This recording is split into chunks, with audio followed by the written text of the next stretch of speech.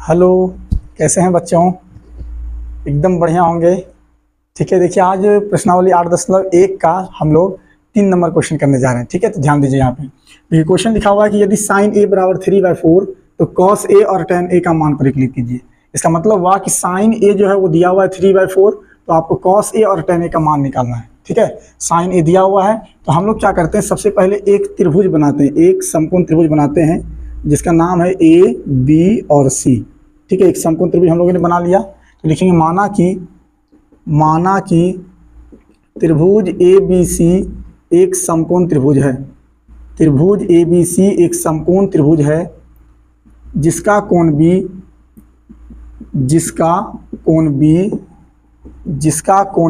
समकोण है, जिसका कोण भी समकोण है। ठीक है, देखिए इस तरह का अगर क्वेश्चन रहे कि उसमें एक कोई त्रिकोणमितीय अनुपात दिया हो और कोई निकालना हो तो उसमें क्या करना है, पहले आपको एक समकोण त्रिभुज बना लेना है। तो मैंने बना लिया, तो वही लिखा माना कि त्रिभुज एबीसी एक समकोण त्रिभुज है जिसका कोण भी समकोण है। अब देखिए दिया हुआ क्या है वो देखिए, दिया हुआ जो है, दिया है कि क्या दिया हुआ है, दिया है साइन ए बराबर दिया है 3/4।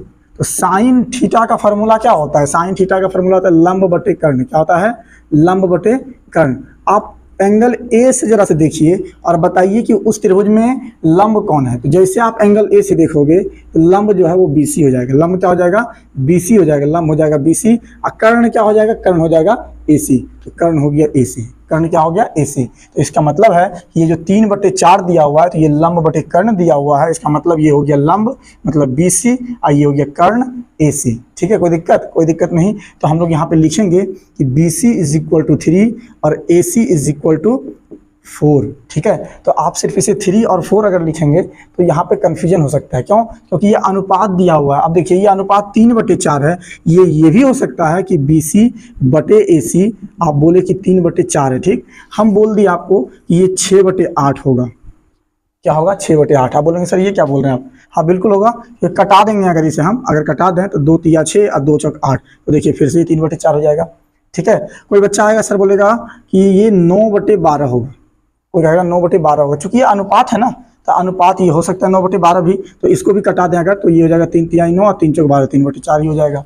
ठीक है, तो ये अनुपात है, तो अनुपात ये 3/4 दिया हुआ है। इसका मतलब ये BC का वैल्यू 3 और AC का वैल्यू 4 है, ये नहीं बोला जा रहा है। ठीक है, तो हम लोग क्या करेंगे, ये अनुपात जो है तो इस अनुपात को हम लोग BC = 3 और AC = 4 ना बोल के BC = 3 के और AC = 4 के बोलेंगे। अब बोलेंगे सर ये K क्या है, तो K एक सामान्य अनुपात है जो दोनों में होगा। जैसे देखिए अगर K का मान 1 होगा तो K का मान अगर 1 होगा, कितना होगा 1, तो 3/4, ये ऊपर K है नीचे भी K है तो K और K कट जाएगा। या फिर 1 अगर होगा तो ये 3/4 ही होगा। और K का मान अगर 2 होगा, कितना होगा 2, तो 3 को 2 से गुना करेंगे तो 6 होगा, 4 को 2 से गुना करेंगे तो 8 होगा।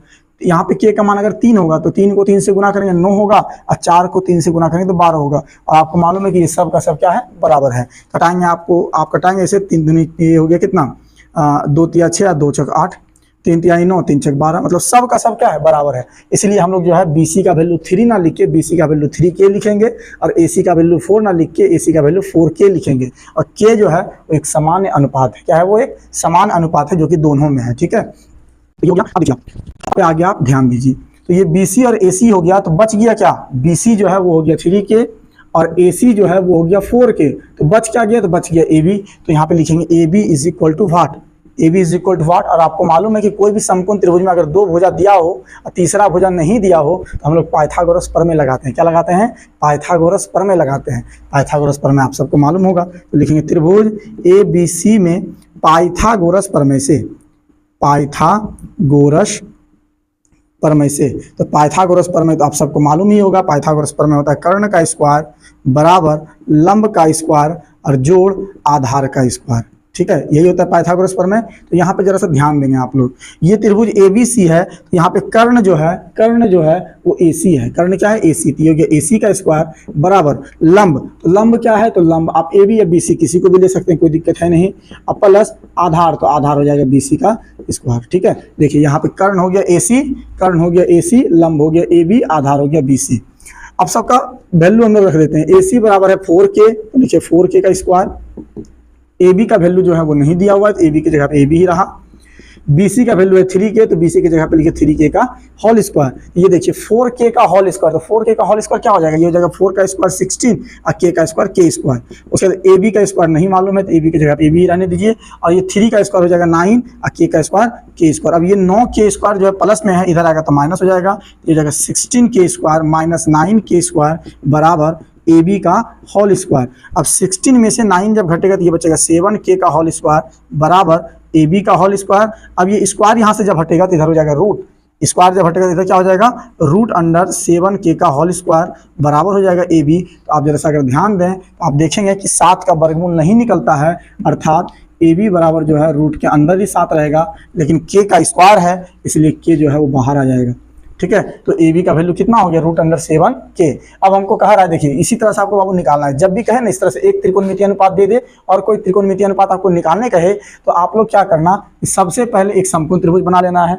अब बनाने के बाद देखना है कि कौन सा भुजा नहीं दिया हुआ है, तो जो भुजा नहीं दिया है उसको पाइथागोरस प्रमेय से आपको निकाल लेना है। जब आप निकाल लेंगे तो उसके बाद आपको जो कह रहा है निकालने वो आप आराम से निकाल सकते हैं। हमको कहा जा रहा है कि cos A निकालिए, क्या निकालिए, cos A, तो निकाल देते हैं। लिखेंगे अब cos A कहा जा रहा है तो cos A निकालते हैं। cos थीटा का फॉर्मूला जो है वो होता है आधार बटे कर्ण। क्या होता है, आधार बटे कर्ण होता है। तो आप एंगल A से देख के जरा सा बताओ कि आधार कौन है। तो एंगल A से आप जब देखोगे तो आधार है AB, आधार क्या है AB और कर्ण है AC। तो यहाँ पे AB का वैल्यू अभी तुरंत निकाले हैं रूट अंडर 7k, और AC का वैल्यू जो है 4k है, तो k और k कट जाएगा, ये जाएगा रूट अंडर 7/4।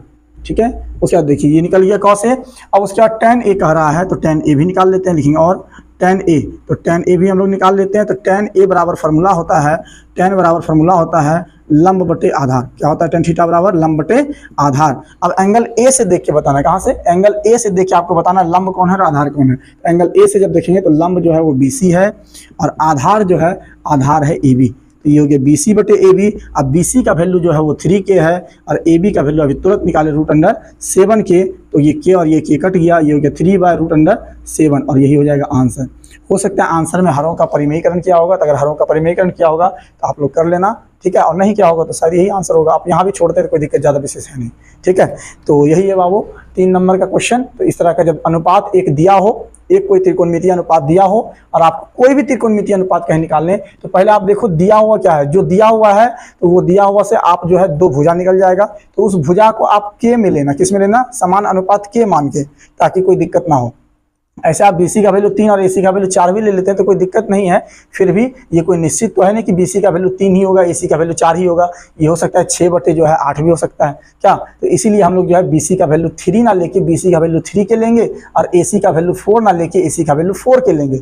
उसके बाद जो है 2 भुजा निकल गया है, 1 भुजा बचा हुआ है AB, तो जो भुजा बचा हुआ उसको पाइथागोरस प्रमेय से हम लोगों ने निकाल लिया। और जैसे ही पाइथागोरस प्रमेय से निकाला तो तीनों भुजा आ गए मेरे पास। जब तीनों भुजा आ गया तो फिर जो भी बोले निकालना, हमको बोला गया cos A निकालने, तो cos A निकाल दिए। आधार बटे कर्ण होता है फॉर्मूला। आधार यहाँ पे देखिए एंगल A से देखना है, एंगल यहाँ पे A है तो आधार हो जाएगा AB और कर्ण हो जाएगा AC, ये निकल गया। उसके बाद tan A निकाल रहे हैं तो tan A बराबर फॉर्मूला होता है लंब बटे आधार। तो A से जरा से देखिए लंब बताइए कौन है। तो A से देखेंगे तो लंब है मेरा BC, लंब क्या है BC और आधार क्या है AB, तो ये हो गया BC बटे AB।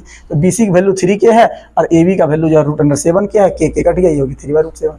ठीक है, तो उम्मीद है आपको समझ में आ गया होगा, इसको आप लोग नोट कर लें। ठीक है, धन्यवाद।